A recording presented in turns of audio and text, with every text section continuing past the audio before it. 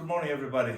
Here we are this morning at Dromoland Castle, and I'm speaking with Mr. Mark Nolan, Managing Director of this establishment for years and years.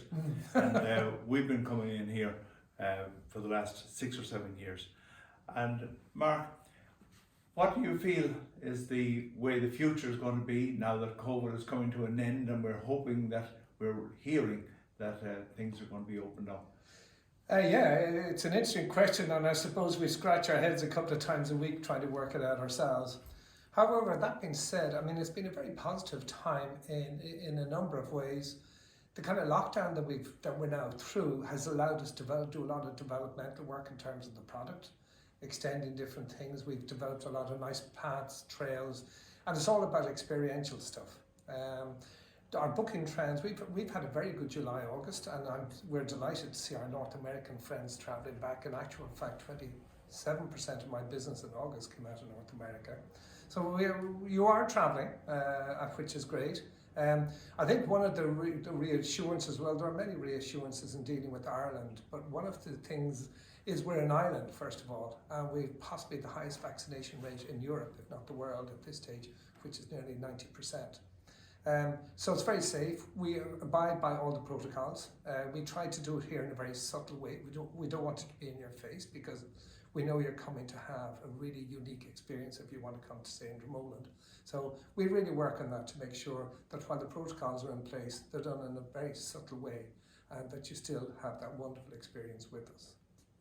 Mark, with the opening up once again now, how do you find staff and that? You have a lot of senior staff that you have had here for quite a while. We've a lot of senior staff.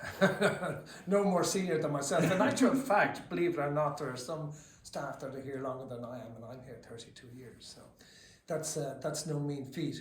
I mean, one of the things we did during the whole last 2 years is we encouraged our team to stay in touch. And we, to the extent of encouraging them to use the EWSS, which is a different wage support scheme, but it kept them as employees of the hotel. We had an infrastructure where each head of department contacted every member of their staff at least once a week. Then I contacted everybody at least once a week. So it was very much a networking, keeping themselves involved. And with some of the super results of that were the development of all these trails outside, where people, chefs, barmen, and we had 25 working on the estate on different projects because they just wanted something to do. And I think it showed their loyalty and real fondness for the castle, and that's what it's about. It's a real person's. I suppose in a way like that, it's staff being here for that long, it's kind of a family. Yeah, and so many have met their partners, they have family here now. We're like just one huge family. Yeah. And everybody's interested in it, and everybody keeps an eye on it. If somebody thinks somebody's a little bit upset, or we'll embrace them, we'll pick them up and we'll get them going again.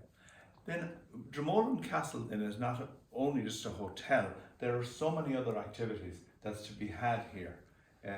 Absolutely, and that's one thing that we've learned, that there's an assumption like a 5-star property in Ireland that the bathrooms, bedrooms, everything at that stage works. So it's all about the experiential side, as I said earlier. So that's the development of the trails.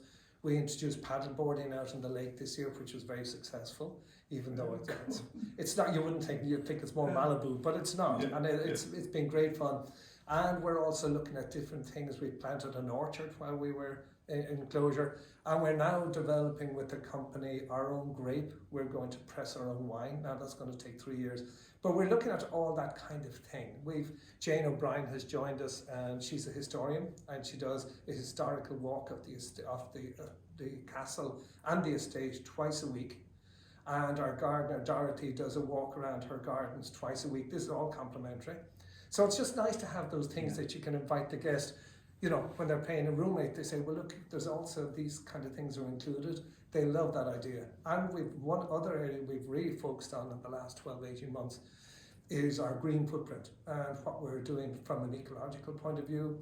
We have a dedicated person, Eric, that looks after all our he's our sustainability officer, and he does nothing but watch our waste, watch what we can do to be better citizens, if you like, and contribute. And we've engaged an awful lot with the local village in terms of doing Meals on Wheels and just cooperation with them. So we've done an awful lot of work. And that the lockdown has afforded us the time to do it. Well, I think with that in mind, and I think that if anything was to come from the COVID experience, here is a typical example of the way one of the hotels and castles that are here. And Mark, thank you so much Well, for taking the time. A pleasure. And Pleasure we will see you in May, please God. Good. All righty. Keep coming. Our doors are wide open. We're so excited to see you all. And what's more, there's a great bar here, and there's music every night of the week. We had a guy here last night, Tom, and he's a wonderful musician, a great singer. He's a great character. Anyway, that having been said, from further afield and from Dromoland Castle, we will see you tomorrow. Okay, take care.